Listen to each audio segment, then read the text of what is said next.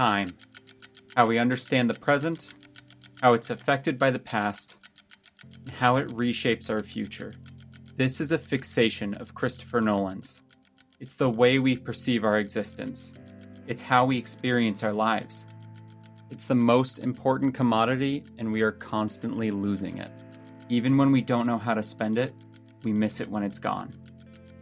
We watch it go by for ourselves, our children, and in different ways than we expected it would in our future. Imagine capturing that in just a few hours at a movie theater. For many filmmakers that are attached to a singular concept, it's hard to not become predictable, and almost more importantly, to remain accessible. I love that Nolan's movies have this depth and complexity while being so enjoyable to watch. So it's truly an achievement to tackle the philosophy of how we experience life in such a watchable and engaging way. Threading that needle is both Nolan's greatest strength and his greatest hurdle.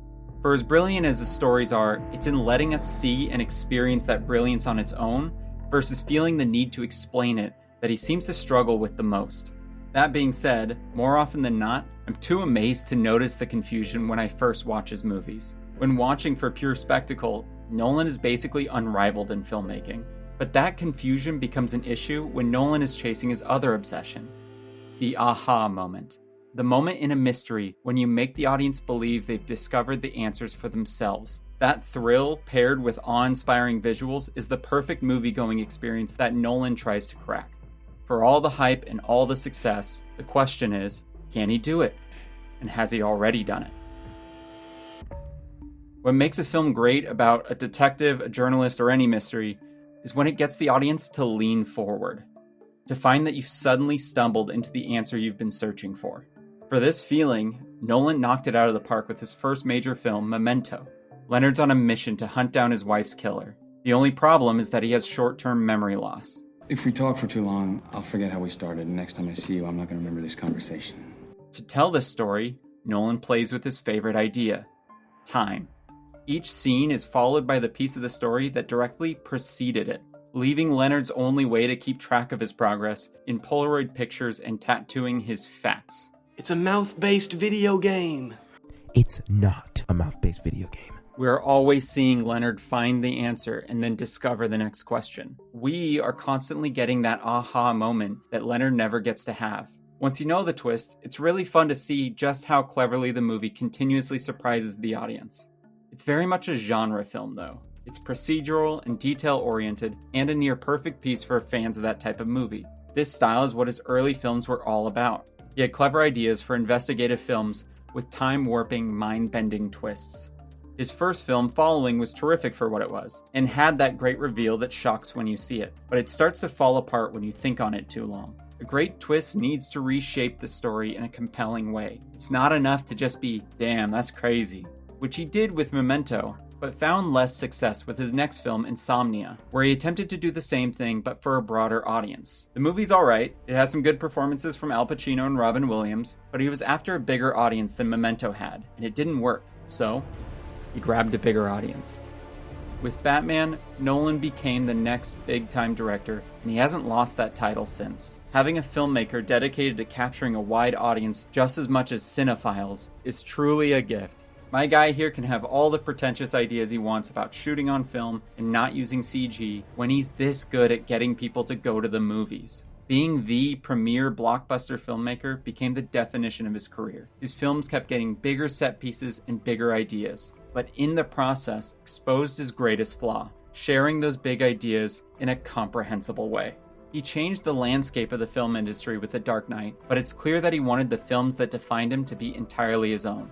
To be one of the great directors of all time couldn't just be known as the Batman guy.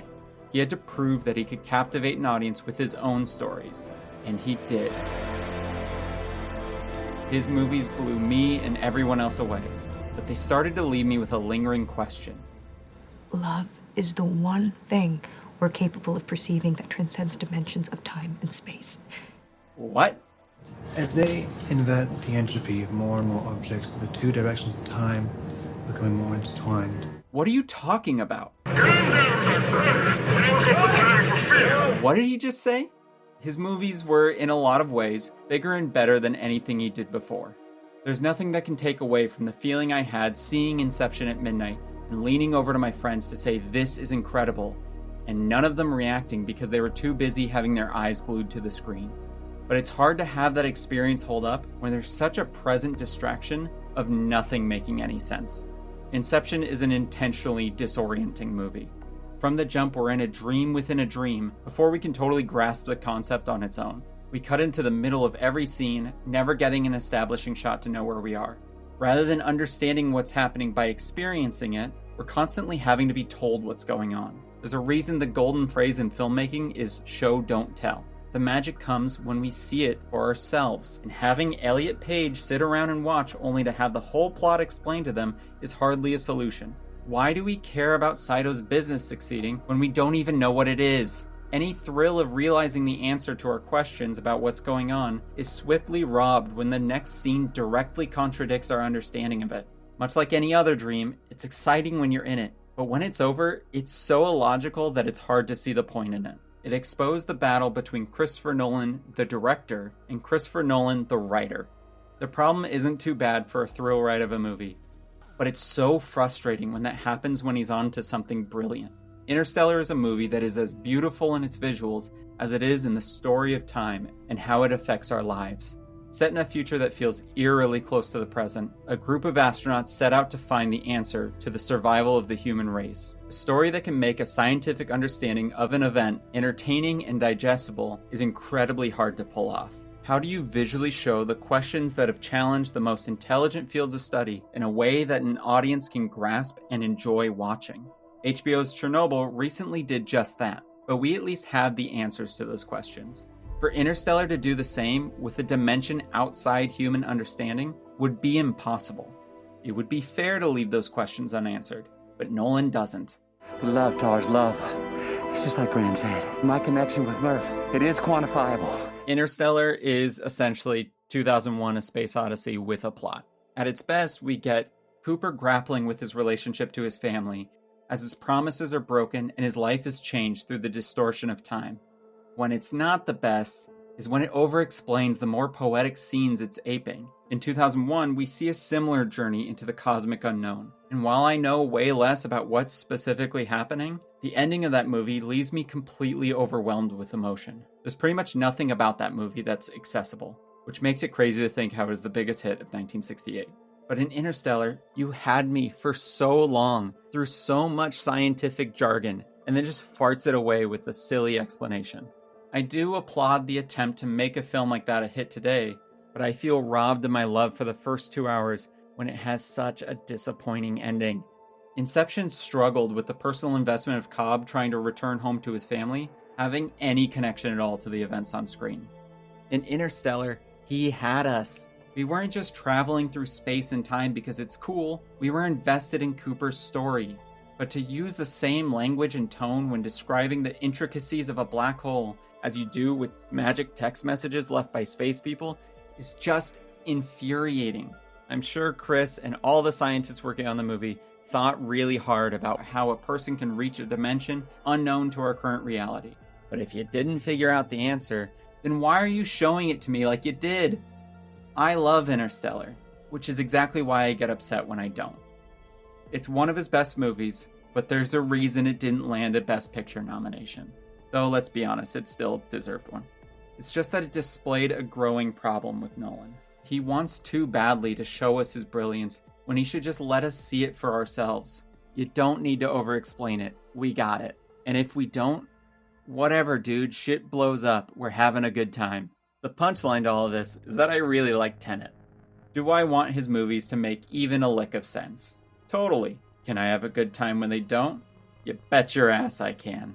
It's another heist and espionage movie, but rather than a machine that goes into someone's dreams, it's a machine that sends us moving in the opposite direction of time.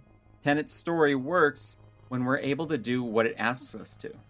Don't try to understand it. Feel it.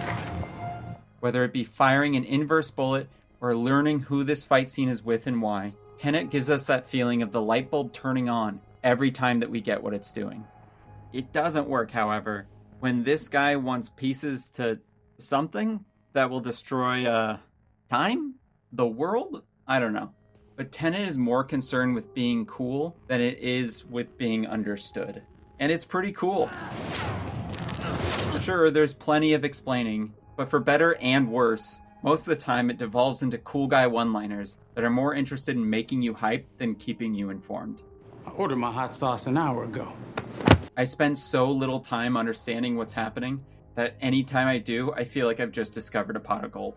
When it comes to the science of entropy and the physics of inversion, he's all in. When you want to know what's going on in the plot, Which is? Need to know and you're done. Any other stupid questions? when I said leave things unanswered, I kind of meant in a mysterious or contemplative way, but whatever, I guess I got what I asked for. Still, there's enough there to engage with the action and be surprised by the biggest reveals. It's when the nonsensical plot collides with the action that it's really hard to enjoy. I have no idea what's going on in the movie's big climactic scene. I zoned out when they showed me the whiteboard explaining a pincer attack, and I'll zone out again the next time I watch it. You can color code the good guys and the bad guys all you want. I'm not gonna get it when I don't know who any of those people are or where they came from.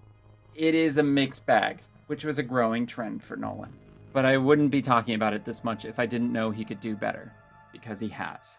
Selling the audience on these creative stories is part of the magic of movie making. It's even where the art form began. Back when that prick Thomas Edison was sending Pinkertons after filmmakers so he could monopolize the industry, it was the magician George Méliès who pioneered the craftsmanship of the medium. He used the marriage of art and technology to take us on a trip to the moon long before JFK did. This magic, shared with audiences at the end of the 1800s, is the same kind of magic Nolan strives to share with us today, but with the art form's 127 years of maturity and storytelling, to tell us a story that shows the power of technology paired with showmanship, to get us invested in the personal story that is deepened by its twists and reveals. This, of course, is exactly what he did with his first film to follow Batman, The Prestige. It details the creation of the trick, the ambition of the performers, and the challenge of outdoing the last one. He teaches the audience what the veil is without us even realizing that he's already pulled it over our eyes. As audiences' sensibilities have changed, it can take a trained eye to appreciate the craft of the works that inspired the films that we have now. You can't always expect an audience to appreciate the finer details when presented as something simple. To get them to love the craft, you have to dress it up as something spectacular. And while The Prestige is anything but simple, Nolan's true specialty is in the craft of blockbusters. He's shown us why he gets the budgets no other directors can get. He's shown us the successful, high-concept stories he can tell. But to be one of the great directors of our time, you can't just show us the trick. You have to bring it back.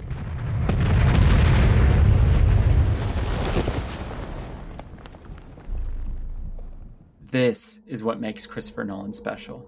Dunkirk is a war film told across 3 timelines. How does he explain this?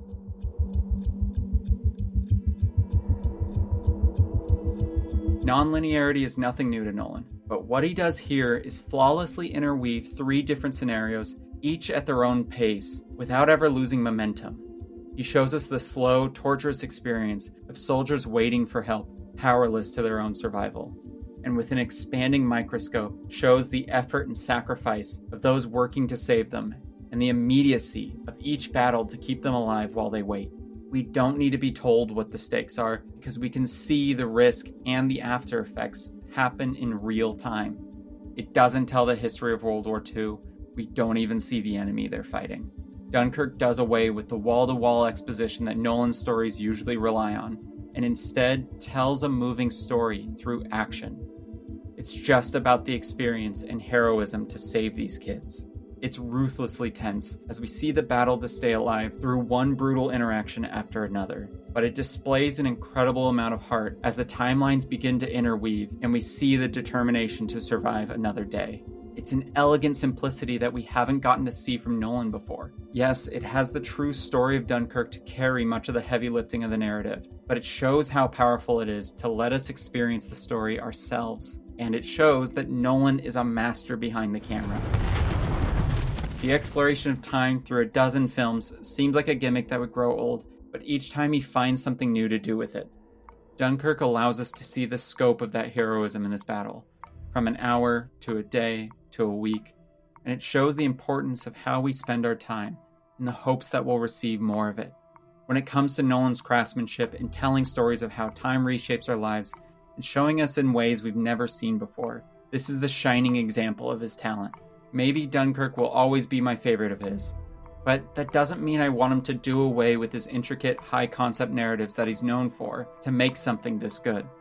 For many of his fans, Dunkirk might not be the film that's as big as he can be, because above all else, Christopher Nolan is a blockbuster filmmaker, and there is still room for him to make that movie that does it all, but with the craft and restraint he's shown here. Dunkirk proved that he can do it. I believe Nolan's best work is still ahead of him. Whether it be Oppenheimer or the next one, we're getting to watch one of our great directors on their way to making that perfect movie-going experience. I can't tell you what it'll be, but we'll know it when we see it.